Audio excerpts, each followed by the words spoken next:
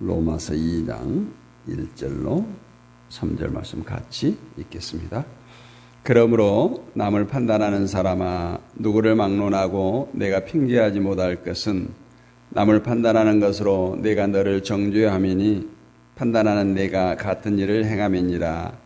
이런 일을 행하는 자에게 하나님의 심판이 진리대로 되는 줄 우리가 아노라. 이런 일을 행하는 자를 판단하고도 같은 일을 행하는 사람아, 내가 하나님의 심판을 피할 줄로 생각하느냐. 아멘. 오늘 말씀은 판단에 대한 말씀입니다.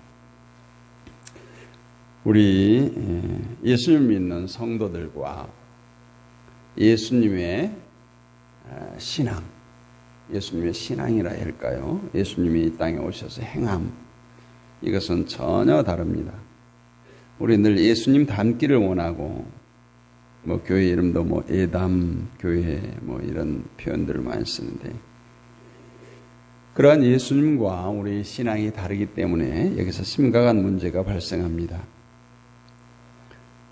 인간들의 문제점은 하나님께서 인간들의 신앙을 칭찬하시고 또 그 신앙을 보면서 기뻐하신다고 착각하는 것에 있습니다.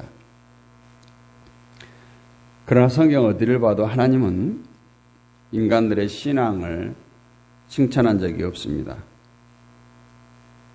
오히려 우리가 이사야서 1장에서 봤던 것처럼 또 미가서 6장에서 말씀을 보면 인간들의 신앙을 책망하는 부분이 참 많이 등장하죠. 예수님께서도 공생애 때 바리새인이나 율법사들 신앙을 책망하셨습니다. 그런데 지금 교회에서 가르치는 것이 무엇인가요? 하나님은 신앙을 칭찬하고 불신앙을 책망한다. 이렇게 이원론적 교훈을 가르칩니다. 그래서 칭찬받는 신앙이 되기 위해서 실천해야 할 하나님이 기뻐하실 만한 항목들을 가르쳐 주기도 합니다. 분명히 성경에는 인간들이 신앙으로 생각하고 실천했던 제사를 드리는 것이나 제물을 바치는 것들에 대해서 책망받는 사실이 기록되어 있음에도 불구하고 지금 교회는 그러한 말씀들을 아예 거론도 하지 않고 도려내듯이 행동하고 있습니다. 하나님은 성경 말씀을 이렇게 좀 자세히 살펴보면 하지 않는 것에 대해서 별로 책망을 하지 않아요. 너 왜 이거 안 했어? 너 왜 이거 안 했어? 이렇게 책망하지 않고 한 것, 행한 것에 대해서 왜 이렇게 했느냐고 오히려 책망합니다. 열심히 한 것을 가지고 책망하고 계신다는 것을 우리가 알아야 돼요. 그것은 하나님으로부터 멀어진 마음으로 하고 있기 때문에요. 어제 말씀을 드렸지만 하나님으로부터 멀어졌기 때문에 오늘날 우리에게 필요한 것은 신앙생활을 잘해야 한다가 아니라 신앙생활을 어떻게 해야 되는가예요. 이렇게 말하면 목사님 분명히 성경에 믿음을 칭찬받는 사람들이 있는데 그것은 어떻게 됩니까? 이렇게 반문할 수 있죠. 맞습니다. 성경에는 분명히 믿음에 칭찬받는 사람들이 있습니다. 아브라함이 칭찬을 받았고 에녹이 칭찬을 받았고 선지자들은 말할 것도 없고 그러나 하나님이 칭찬한 믿음은 인간의 믿음이 아니었어요. 다시 말해서 인간의 종교성에 의해 드러난 열심히 있는 믿음을 칭찬한 것이 아니라 하나님에 의해서 시작된 하나님의 마음을 드러내주는 그런 믿음을 칭찬했습니다. 이 말은 열심을 품었던 인간을 칭찬한 것이 아니라 그들의 삶 속에 하나님의 마음이 증거되고 있는 그 자체를 칭찬한 거예요. 결국 하나님의 마음이 증거되는 것은 성령에 의해서이고 인간은 그 도구일 뿐이다라는 거예요. 이러한 결론을 내려볼 때 하나님은 하나님 자신이 주신 그 믿음을 칭찬했던 거예요. 하나님께서 우리 인간들에게 선물로 주신 그 믿음, 그러니까 인간의 행위가 아니라 믿음을 칭찬했어요. 따라서 하나님이 인정하실 신앙은 인간의 신앙이 아니라 예수 그리스도의 신앙이고 하나님의 신앙인 것입니다. 이 점을 이해하기 위해서는 인간에게 하나님이 칭찬하실 만한 신앙은 없다. 이것을 우리가 인정해야 돼요.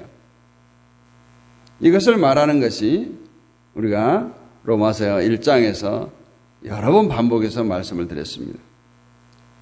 하나님은 세상에 대해서 진노하시고 그 진노의 표현을 버려두셨다. 이렇게 말씀을 드렸죠.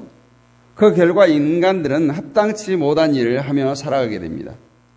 그 일로 인해서 그 누구도 하나님을 기쁘시게 할 수가 없습니다. 그런데 사람들은 교회에 나와서 예수를 믿는다 하고 십자가의 죽음과 부활을 믿는다고 말하면서 하나님이 기뻐하실 것으로 아주 간단하게 생각해요. 하나님에 대해서, 세상에 대해서 하나님이 진노하시고 더러운 가운데 내버려 두사 온갖 악함 속에서 살아가는 인간이 교회에서 말 몇 마디로 신앙 고백을 함으로 하나님을 기쁘시게 할 수 있다는 그 생각 자체가 참으로 놀라울 따름입니다. 오늘 1절 말씀을 다시 보면 그러므로 남을 판단하는 사람아 누구를 막론하고 내가 핑계하지 못할 것은 남을 판단하는 것으로 내가 너를 정죄함이니 판단하는 내가 같은 일을 행함이니라. 그래서 성경 말씀에 보면 남의 눈에 티는 보고 내 눈에 들보는 보지 못한다 하는 것과 같은 거예요. 그리고 성경에는 남을 판단하지 말라고 하면서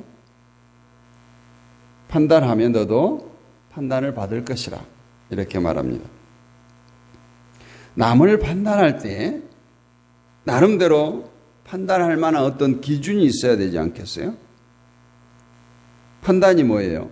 옳고 그름을 구분하는 것입니다. 즉 옳은 것을 그른 것으로, 그른 것을 그르다는 것으로 판단하는 것이에요. 그런 것이 그르다고 말할 수는 없습니다. 그래서 사람들은 자신은 깨끗하다. 자신의 들보는 보지 못해요. 옛말에도 똥 묻은 개가 겨 묻은 개 나무란다는 속담이 있잖아요. 나도 똑같은 사람이에요. 나도 똑같이 틀렸고 똑같이 잘못되고 있으면서 자신의 잘못을 보지 못하고 다른 사람을 향해 잘못되었다. 내가 그런 것은 그런 것이 아니에요. 근데 남의 그릇된 것만 눈에 보이는 거예요. 때문에 만약 우리가 누군가를 판단한다면 판단하는 자신에게는 그 판단의 기준이 되는 옳음이 있어야 되는 거예요. 그리고 그 믿음을 가지고 그 그릇됨을 책망하는 것이 마땅합니다. 그렇다면 판단에 있어서 전제되는 것은 과연 우리에게 옳음이 있느냐 하는 거예요. 옳음이 있어야 남의 걸음을 판단할 수 있기 때문이죠. 그러나 성경은 이 땅에 옳은 자가 하나도 없다라고 선언합니다. 그것이 1장 24절로 32절 말씀이에요. 세상 모든 사람은 악하다고 선언했어요. 어찌 악한 자가 남의 악하다고 나무랄 수가 있어요. 내가 남을 판단할 때 판단하는 그 모습이 바로 나에게 있다라는 것이 오늘 2장 1절의 말씀 아닙니까? 예수님께서도 마태복음 7장 1절로 2절에서 분명하게 이렇게 말씀해요. 비판을 받지 아니하려거든 비판하지 말라. 너희의 비판하는 그 비판으로 너희가 비판을 받을 것이요 너희의 헤아리는 그 헤아림으로 너희가 헤아림을 받을 것이니라. 오늘 비판하지 말라는 것은 세상에는 남을 비판할 만한 자격을 가진 자가 하나도 없다라는 거예요. 모든 사람이 사형에 해당되는 악을 행하며 살아가고 있고 죽을 수밖에 없는 죄인이라는 겁니다. 그런데 오늘날 사람들은 인간의 신앙을 내세움으로 인해서 옳고 그름을 자기 멋대로 정해요. 하나님께 책망을 받았던 인간의 종교의 모습, 그것들이 오늘날 하나님이 기뻐하신 신앙으로 탈바꿈해서 드러나고 있습니다. 우리 예수님과 같은 믿음이 나에게 있느냐는 관심이 아니라 다만 열심히 믿고 많이 믿는 것에만 우리는 관심을 두고 살아가요. 결국 인간의 신앙의 기준은 뭐냐? 열심히 많이 이런 것을 내세울 때 자연히 열심히 보이지 않는 누군가를, 많이 하지 않는 누군가를 판단하고 정죄하게 된다는 것입니다. 그래서 오늘날 교회에서 판단하는 것도, 왜 당신 기도 안 합니까? 왜 성경 안 봅니까? 왜 주일 성수 안 합니까? 왜 11조를 안 합니까? 왜 봉사를 안 합니까? 이렇게 판단하고 정죄하게 된다 이 말이에요. 자신의 악함을 보지 못하고 인간의 신앙의 기준이 되어서 남을 판단할 때 하나님의 판단이 진리대로 될 것이라고 착각하고 있어요. 즉 내가 남을 판단할 때 나는 하나님의 진리의 말씀을 통해서 판단받는다는 것을 기억해야 됩니다. 이 판단은 피할 수가 없어요. 판단이 진리대로 된다고 하는 것은 진리가 판단하는 자를 판단하는 기준이 된다는 말씀인데, 그 진리가 뭐예요? 예수님이잖아요. 예수님께서 내가 곧 길이요 진리요 생명이라고 하신 예수님 말씀처럼 진리는 예수 그리스도예요. 다시 말하면 판단을 하려고 하면 예수 그리스도의 기준으로 판단을 하라는 거죠. 그러면 판단하는 나 자신부터가 판단을 받아야 마땅하다라는 겁니다.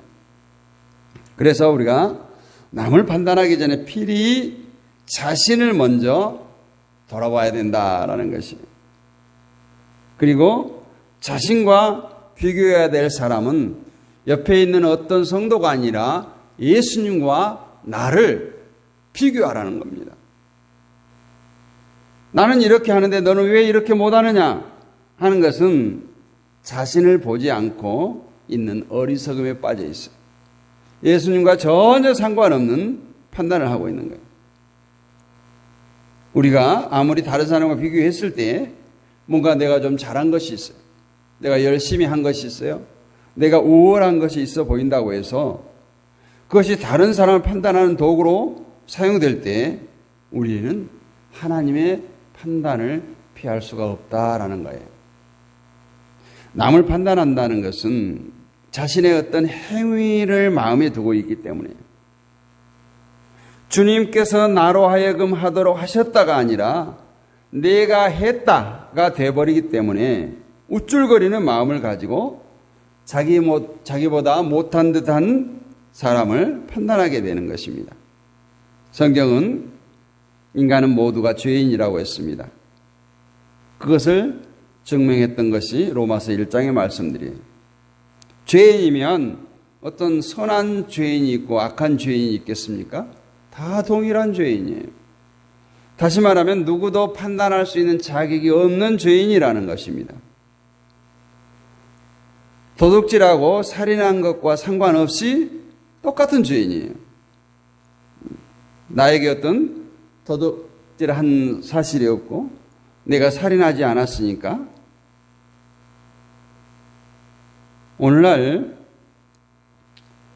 성도들은 간음한 여인에게 돌을 던지는 그 위치에 있다라고 생각하고 주님께 나오려고 하고 있습니다. 그러나 주님은 여전히 간음한 여자에게 관심이 있음을 알아야 돼요. 그 가늠한 여자를 끌고 온 주변에 돌멩이를 들고 막 부르르 떨고 있는 그 사람들에게 전혀 관심이 없었어요. 돌 던지는 자의 위치에서 나왔던 사람들은 모두가 오히려 주님으로부터 판단을 받고 뿔뿔이 흩어져야 했습니다. 자신들의 눈에 있는 들보를 깨닫지 못하고 다른 사람의 눈에 있는 티끌만 드러내고 판단하기를 즐겨하는 사람들은 이처럼 필요없고 하나님의 판단을 받게 될 것입니다. 오늘 본문에 판단하지 말라는 것은 너도 똑같이 판단을 받을 사람이다. 너도 똑같은 인간이다라는 뜻이에요. 나는 잘났고 너는 못났다는 입장에서 남을 대하지 말라는 것입니다. 그렇다고 해서 아예 남을 비판하지 말라는 것이 아니라 다른 사람의 잘못이 보이거든 나는 옳은데 너는 틀렸다. 그런 위치에서 판단하지 말고 나도 틀렸는데 너도 틀렸다라는 입장에서 판단하라는 거예요. 이 말씀 무슨 말이냐면 남의 그 비판받을 일을 우리가 발견할 때 내가 직접 판단하는 것이 아니라 주님의 말씀이 되어서 나와 상대방을 같이 돌아보고 같이 판단하는 거예요. 나 또한 예수님으로부터 판단받아야 할 사람임을 잊지 말자는 것입니다. 결국 오늘 본문의 말씀은 단순히 우리 성도들에게 남을 판단하지 말라 이런 행동 기준을 제시하고 있는 말씀이 아니라 내 자신이 하나님으로부터 판단받아야 할 죄님을 아느냐 묻고 있음을 우리가 깨닫는 것이 더 중요합니다. 이것을 묻는 이유는 나 자신에게는 결코 판단의 기준이 될 만한 선이나 옳음이 나올 수 없다는 것을 인정했을 때 비로소 누군가가 율법을 지키느냐느니 노력을 해야 한다느니 이런 말을 할 수가 없다는 거예요. 오직 주님의 은혜로 산다는 말을 주님의 은혜라는 고백을 할 수 있기 때문에 그렇습니다. 그래서 성도는 우리 크리스찬들은 오로지 주님의 은혜로 살아가는 자예요. 그러니까 내가 어떤 그런 일을 당했을 때 남을 판단하는 것이 아니라 나도 주님 보시기에 저와 같겠구나 깨닫는 거예요. 이런 일을 행하는 자에게 하나님의 심판이 진리대로 되는 줄 우리가 아노라. 이런 일을 행하는 자, 이런 일을 행하는 자를 판단하고 같은 일을 행하는 사람아 내가 하나님의 심판을 피할 줄로 생각하느냐. 우리가 남을 판단하는 사람아 이런 일을 행하는 자 이런 표현들이 계속 반복되죠. 우리가 정말 하나님 앞에 섰을 때 내가 이 땅에서 얼마나 남을 판단하고 비판하고 정죄했는가. 만약에 그것들을 어떤 종이에 써서 나열한다면 아마 책이 몇 권 될 거예요. 우리 자신들도 모르게 그 일을 행하고 있습니다. 오늘 말씀을 묵상하면서 우리의 삶의 현장에서 또 우리 만나는 많은 사람들을 향해서 그들이 어떤 과실이나 허물이 보일 때 나도 저런 과실이 있지. 나도 저런 허물이 있지. 그러한 동일한 선상에서 특별히 주님을 묵상하면서 길이요 진리요 생명 되시는 예수님만이 심판